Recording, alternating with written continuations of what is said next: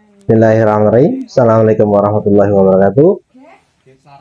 Alhamdulillahirrahmanirrahim. Berjumpa kembali dengan Dr. Sapi. Sahabat semuanya, bagaimana kabarnya? Mudah-mudahan semuanya sehat, mudah-mudahan rezekinya lancar, dan mudah-mudahan kita senantiasa diberikan keberkahan oleh Allah Subhanahu wa Ta'ala. Sahabat semuanya, musim kemarau identik dengan rumput yang kurang. Sahabat semuanya, saya mendapatkan beberapa fakta di lapangan untuk sapi perah sendiri. Jadi kecenderungan bagaimana rumput yang berkurang, kemudian dan imbangan konsentrat ataupun ampas tahu yang diberikan itu yang mungkin agak menjadi permasalahan, yaitu tidak seimbang antara konsentrat ataupun bahan-bahan pakan penguat dibandingkan dengan serat yang didapat dari rumput, sahabat semua. Nah, ini yang akan saya bahas hari ini. Sahabat semuanya, kita paham bahwa sapi perah itu nutrisi utamanya adalah rumput, yang mana memang untuk mendapatkan produksi yang banyak ditambahkan dengan pakan-pakan penguat, pakan-pakan yang memang dipadatkan, nutrisi yang dipadatkan. Salah satunya adalah konsentrat, sahabat semuanya, baik itu bentuknya mes ataupun pelet seperti itu. Beberapa kali saya sampaikan pada pakan sapi perah ini sebaiknya dilakukan grouping pakan berdasarkan fase laktasinya, dimana kita kenal kemarin beberapa fase berdasarkan DIM-nya, days in milknya, ada fresh, kemudian starter, kemudian peak atau arah puncak di menuju 4 bulan atau 5 bulan setelah melahirkan, kemudian menurun pada medium dan late, dan pada fase kering itu turun. Nah, perbedaan konsentrat itu berdasarkan TDN-nya, berdasarkan protein kasarnya terutama seperti. Nah, beberapa memang kita temukan konsentrat untuk pakan laktasi puncak itu lebih banyak diberikan ada yang mencapai 22%, 21%, atau benar-benar protein tinggi. Nah, bahayanya apa, sahabat semua? Kalau kelebihannya dengan pakan seperti itu memang proteinnya tercapai, kemudian untuk laktasi puncak ini benar-benar bisa diraih karena memang dengan protein yang bagus, maka pembentukan dari susu sendiri, produksi dari susu sendiri akan maksimal. Nah, tetapi kalau kita hanya menggunakan satu jenis pakan itu dengan protein tinggi 20%, 21%, 22% itu, maka di laktasi yang lainnya seperti medium dan late yang sudah 5 bulan setelah melahirkan ini akan menjadi kemahalan, atau efeknya adalah efek-efek yang lain. Nah, saya sebutkan keuntungannya dulu menggunakan protein tinggi dalam pakan sapi perah. Yang pertama, bisa digunakan sebagai alasan ketika memang kualitas rumputnya tidak terlalu bagus. Kalau kualitas rumputnya tidak terlalu bagus, kualitas hijaunya tidak terlalu bagus, maka pemberian konsentrat dengan protein yang tinggi ini membantu untuk meningkatkan asupan protein secara keseluruhan, baik dari konsentrat ataupun dari rumputnya. Kualitas rumputnya yang kurang bagus, dari mungkin jerami atau tepung jagung yang sudah kering itu boleh diberikan pakai protein yang tinggi dalam konsentrat. Namun ada hal-hal yang memang jadi catatan, sahabat semua. Protein pakan yang tinggi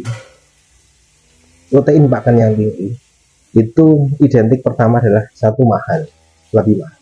Yang kedua, jika memang pembuatan konsentrat protein tinggi ini dengan pemberian urea sebagai non protein nitrogennya, sebagai non protein nitrogen urea, ini bisa menyebabkan jangka panjang bisa memberikan dampak yang kurang bagus terhadap reproduksi si sapi sendiri.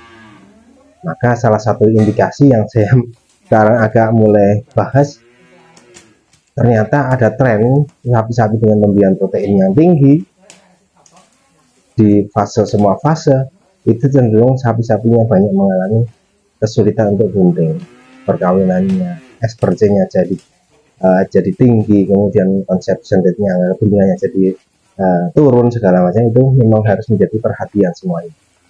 Itu pertama. Kenapa? Karena dalam pakan sapi perah sebenarnya urea ini harus dihindari. Kalau bisa nggak usah ada ureanya dalam pakan sapi perah. Nah, itu yang pertama. Kemudian yang kedua, ketika memang rumputnya kurang di musim kemarau seperti ini, maka peternak akan mengimbanginya, memberikan konsentrat yang mungkin lebih banyak, atau pemberian konsentratnya tetap, tetapi pemberian hijauannya berkurang. Ini berakibat pada ketidakseimbangan antara konsentrat dan rumput, ditandai dengan kotoran yang encer, sahabat. Jadi kalau kotoran sudah encer seperti itu, tidak lagi padat, ketika turun tidak lagi padat tapi memang encer, itu menunjukkan bahwa ketika kotoran encer ini keasaman lambung, derajat keasaman lambungnya menjadi turun, pH lambungnya menjadi turun. Kalau pada manusia namanya adalah asam lambung. Apa efeknya? Ketika memang terjadi asam lambung atau pH rumahnya tadi turun, pH lambungnya turun, kemudian kotorannya menjadi encer, satu efeknya adalah namanya asidosis metabolisme. Asidosis metabolisme ini kalau menimbulkan satu, kualitas susunya menurun, baik itu total solidnya itu menurun, tidak 12, sekian lagi, bisa jadi 11, sekian.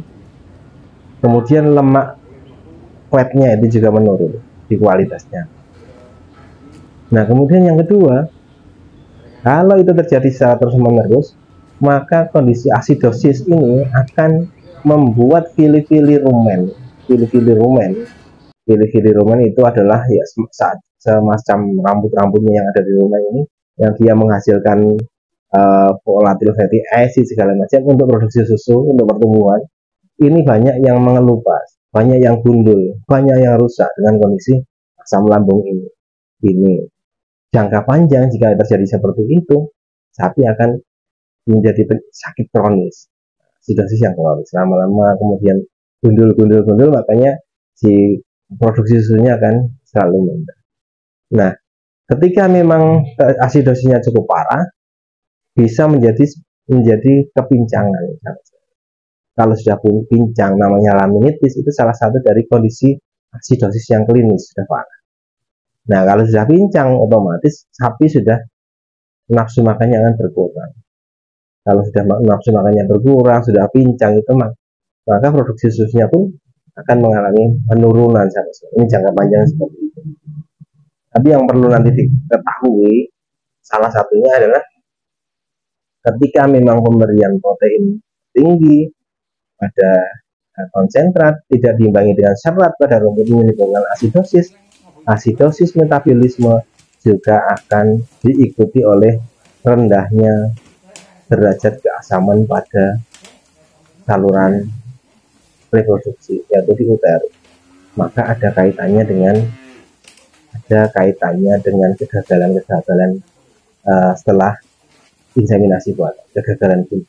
Maka kejadian kawin berulang, dikawinkan 3 kali, 4 kali, 5 kali, itu cenderung lebih banyak. Nah, itu analisanya seperti itu, sahabat.